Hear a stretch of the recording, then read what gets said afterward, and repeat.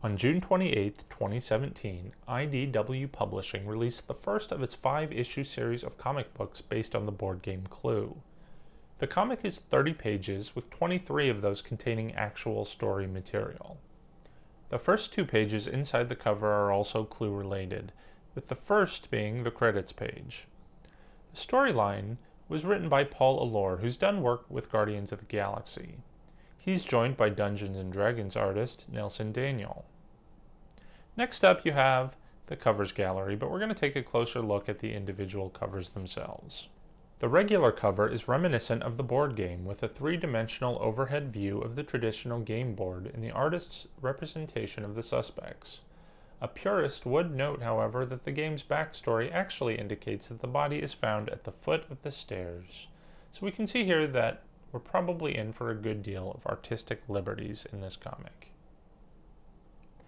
Subscription cover A is bleak in its gray tones, featuring an imposing butler holding a candlestick and the mysterious and soon-to-be-deceased Mr. Body. One can already feel a "the butler did it" ending coming along. Subscription cover B is a framed picture of Miss Scarlet holding a wrench. The curtains drawn around the frame subtly indicate her fame and a life on the stage. More on her later. The retailer incentive cover is offered in far more limited quantities, but perhaps has the most to look at. It's a group shot of the main characters, but notice only 8 of the 11 are depicted. Depicted alive, that is. The framed weapons on the wall appear to be references to the Clue game playing cards, with the candlestick being the only exception, as it's shown as a real object, once again being handled by the butler, as in subscription cover B. There is also a convention-exclusive cover, which is the same as the regular cover, sans most of the background coloring. This is going to be offered exclusively at the San Diego Comic-Con in late July of 2017. Now, in the spirit of the ever-changing Clue game, or perhaps as a nod to the movie with its, at the time, groundbreaking 3 different endings, there are 3 separate endings to the comic book. The final page of the 3 main covers offers an additional scene with clues as to where the story is headed. The retailer incentive and convention exclusive covers have the same ending as the regular cover. So we begin with an introduction to the characters of the comic.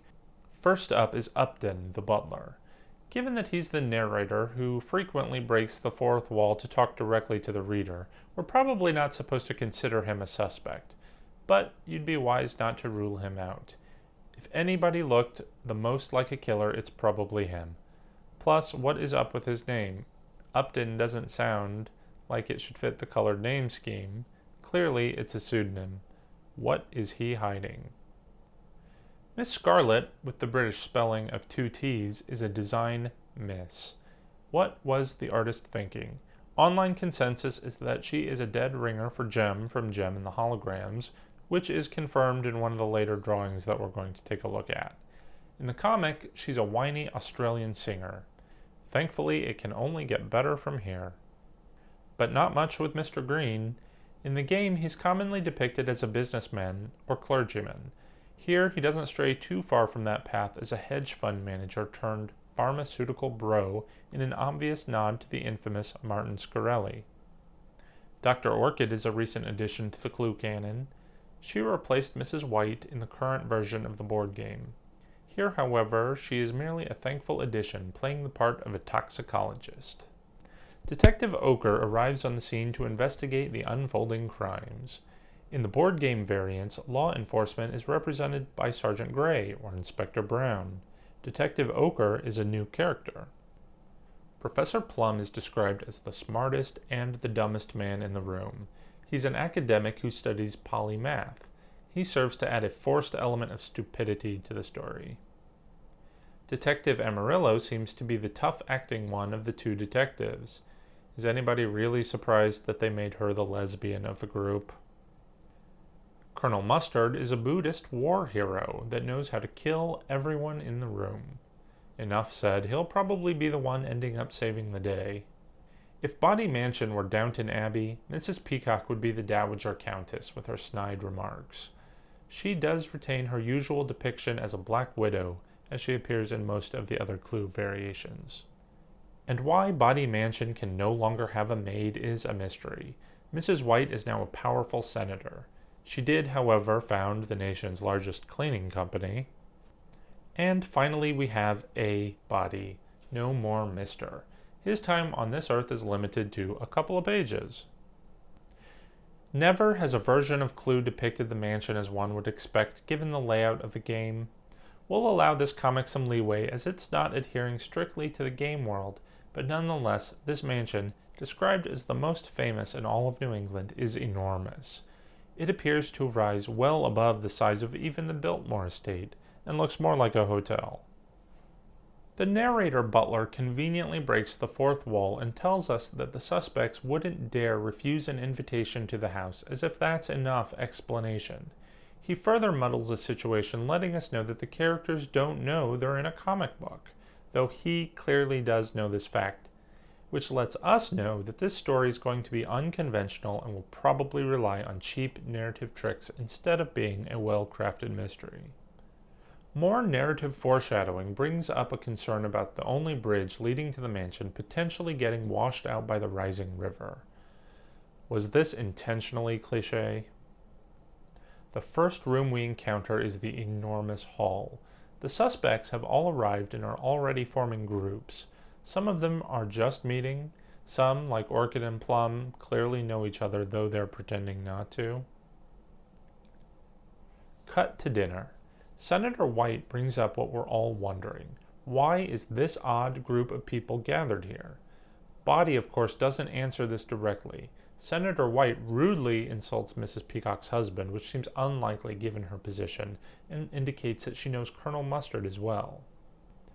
Mr. Green, meanwhile, is infatuated with Miss Scarlet, who blows up and accuses him of trying to murder her grandmother in a convenient page cliffhanger.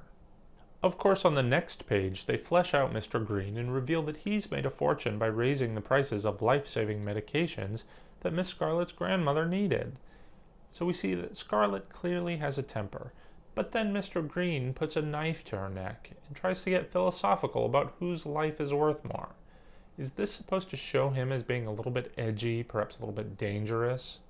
And although we have shocked reactions, nobody is attempting to stop this madness.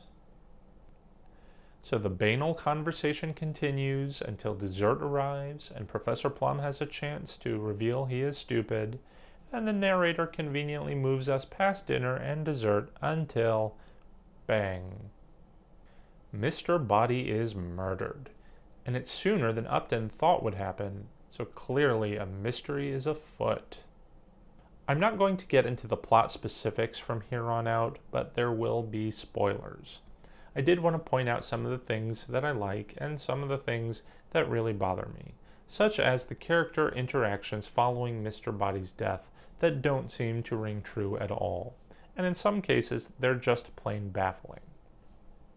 For instance, here you see Mrs. Peacock indicate that she doesn't know how a gun got into her purse. Note the smoke forming a question mark. In the very next frame, however, she's making a break for it. Why wouldn't she just continue to deny her involvement?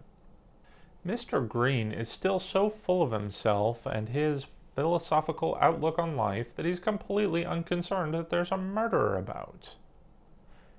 As the detectives arrive, they also point out that sketchy old bridge. If Mr. Body can afford the most famous mansion/hotel-sized building, why hasn't he fixed that rickety old bridge? Is this a tongue-in-cheek story aspect? As the plot progresses, the omniscient butler actually breaks away to talk to the comic editor in supposed real time.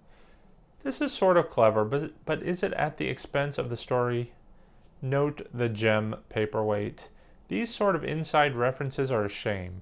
Miss Scarlet can stand on her own and has been for nearly 70 years. She doesn't need to be modeled after a 1980s cartoon. So we've learned that Mrs. Peacock is the expected murderer of a Body. But notice how the room she's being interrogated in is never fully identified, like the billiard room, the kitchen, and the hall that we've seen elsewhere. When she turns up dead, it's the perfect setup for answering the three questions we all know and love. Who done it? Where? And with what? As mentioned before, the comic ends with a different final page depending on your variant cover. Each variation shows a different perspective with different suspects, and it's very unclear if this action is taking place as the last scene in the story or if it's a flashback to the moment of the murder. Perhaps this is just shoddy editing work and Carlos Guzman didn't deserve that cameo appearance when the butler talked directly to him. After all, I did notice at least one typo as well. And that brings us to the end. Until next month, when we just might see the first secret passage, or secret room anyway, that might hold some clues. So if you want to take a look at that comic with me, as well as explore the rest of my clue collection, go ahead and subscribe to my channel. That's it for today. Remember everybody, if you are going to play, play to win.